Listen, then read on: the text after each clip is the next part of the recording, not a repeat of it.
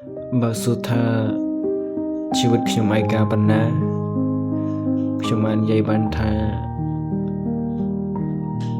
សូម្បីតែមិត្តស្និទ្ធស្នាលម្នាក់ក៏ខ្ញុំមិនមានដែរហើយបើនិយាយពីភាពឯកាវិញគឺឯកាលើសពីពាក្យដែលអាចនិយាយបាននិយាយទៅគឺខ្ញុំពិបាកនៅក្នុងការទំនាក់ទំនងជាមួយនឹងអ្នកដទៃចឹងហើយវាធ្វើឲ្យខ្ញុំមិនមែនថាគ្មានអ្នកស្គាល់ខ្ញុំទេប៉ុន្តែយល់ថាមនុស្សដែលខ្ញុំអាចតាក់ទងបានគឺវាពិបាកខ្ញុំមិនងាយនឹងចុះចំណោមគេហើយក៏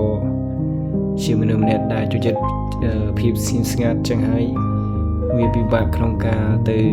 តាក់ទងជាមួយនឹងនរណាម្នាក់ឬក៏បង្កើត